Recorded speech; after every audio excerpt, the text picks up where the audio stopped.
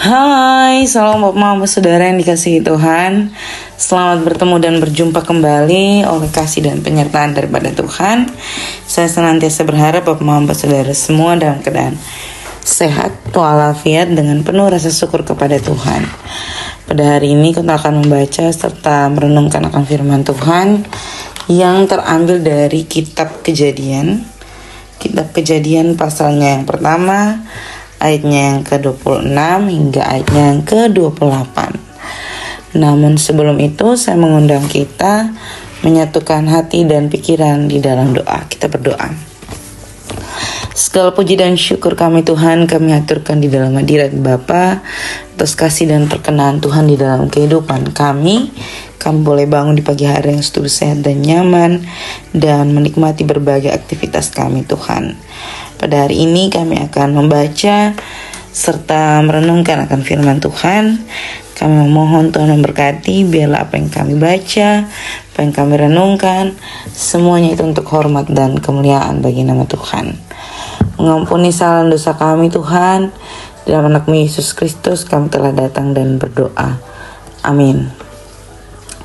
Bapak-bapak saudara yang dikasihi Tuhan, pembacaan kita terambil dari kitab Kejadian pasal 1 ayat 26 hingga ayatnya ke-28.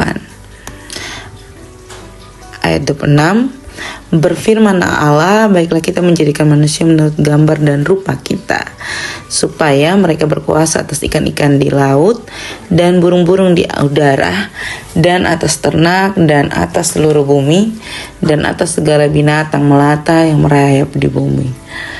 Maka Allah menciptakan manusia itu menurut gambarnya, menurut gambar Allah diciptakannya dia. Laki-laki dan perempuan diciptakannya mereka. Allah memberkati mereka, lalu Allah berfirman kepada mereka, beranak cuculah dan bertambah banyak. Penuhilah bumi dan taklukkanlah itu. Berkuasalah atas ikan-ikan di laut dan burung-burung di udara dan atas segala binatang yang merayap di bumi.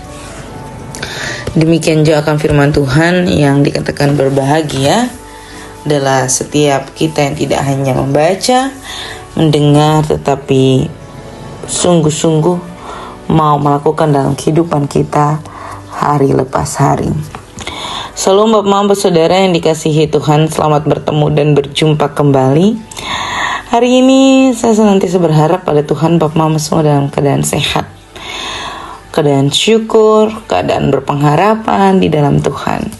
Walaupun saya tahu pasti ada banyak hal yang Bapak Mama alami, tapi Bapak Mama masih terus menyempatkan diri untuk membaca, mendengar, merenungkan akan firman Tuhan. Itu sebuah anugerah yang masih Tuhan percayakan dalam kehidupan Bapak Mama. Bapak Mama yang dikasihi Tuhan, hari ini kita kembali membaca kitab Kejadian pasalnya yang pertama ayatnya yang ke-26 hingga ayatnya yang ke-28 yang berbicara tentang penciptaan, terlebih khusus penciptaan manusia laki-laki dan perempuan.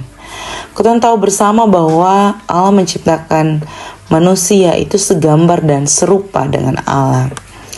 Walaupun Allah menciptakan laki-laki terlebih dahulu dan mengambil perempuan dari rusuk laki-laki, tetapi tidak menjadi satu alasan bahwa kehidupan perempuan menjadi kehidupan yang tertindas.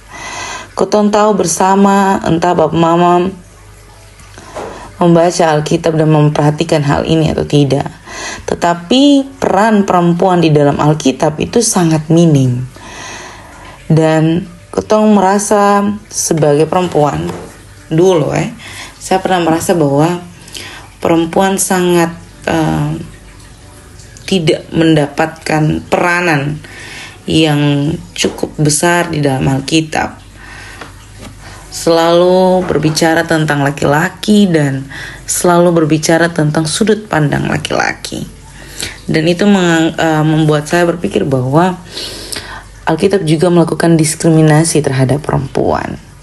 Tapi sampai pada titik ini saya mengetahui bahwa ada begitu banyak peranan perempuan yang ada di belakang setiap laki-laki yang punya nama-nama yang besar.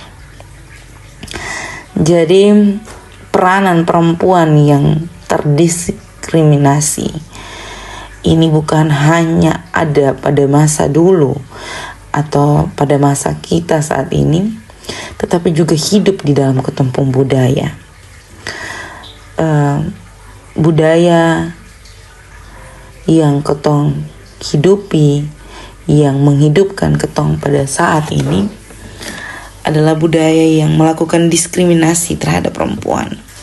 Hak-hak bicara perempuan itu dicabut. Bahkan dulu itu perempuan itu tidak harus sekolah. Mereka tidak mengharuskan perempuan sekolah. Malahan perempuan diharuskan di dalam dapur. Sebuah diskriminasi yang sangat-sangat mengerikan ya.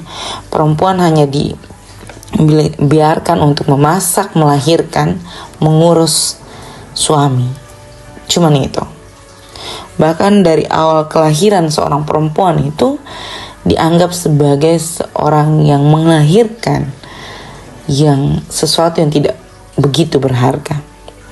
Tetapi ketika melahirkan seorang laki-laki, dianggap sebagai seorang penerus, melahirkan sebuah pangeran, melahirkan sebuah penghargaan bagi keluarga, melahirkan sebuah nama bagi keluarga. Unsur-unsur ini telah hidup di dalam budaya kita. Perempuan dilarang mengambil keputusan ketika tidak ada laki-laki. Perempuan dilarang sekolah tinggi. Perempuan hanya diizinkan untuk melahirkan, menyusui, dan melayani laki-laki. Bapak Mama Saudara yang dikasihi Tuhan, tentu kondisi seperti ini sebenarnya sebuah kondisi di mana tidak lagi harus ada, tidak lagi kotong teruskan. Karena pada hakikatnya laki-laki dan perempuan itu setara, berdiri bersamaan, berdampingan. Seperti apa yang difirmankan Tuhan, Allah menciptakan laki-laki dan perempuan itu sama, yakni serupa dengan Allah, tidak berbeda. Itu tandanya dalam berbagai hal di dalam kehidupan, perempuan pun punya ambil alih di dalamnya. Begitu pula dengan laki-laki. Dan perempuan dan laki-laki diciptakan Allah untuk saling tolong-menolong di dalam kehidupan. Jadi ketika budaya-budaya yang sudah seharusnya ketong luruskan, seharusnya ketong berhentikan, ketong kasih stop. Jangan lagi ketong bicarakan itu di depan ketong anak-anak. Jangan lagi ketong menunjukkan perilaku itu di depan ketong anak-anak. Karena sejak dari awal Allah tidak pernah seperti itu. Semua laki-laki yang berhasil itu ada perempuan hebat di belakangnya.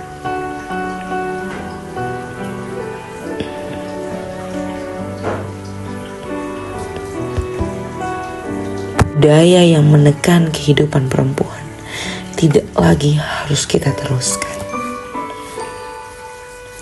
Ingatlah bahwa laki-laki dan perempuan punya tugas masing-masing.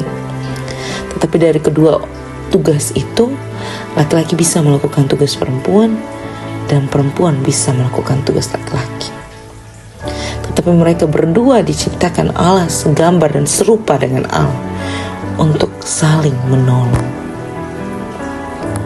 untuk semakin memperkaya budaya, bukan untuk menenggelamkan budaya yang ada.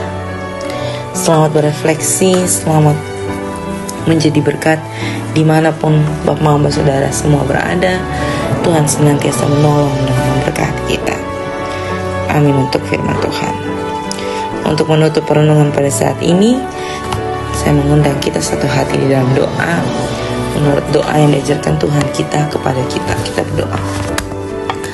Bapa kami yang ada di surga, dikuduskanlah namamu, datanglah kerajaan-Mu, jadilah kehendak-Mu di bumi seperti di surga.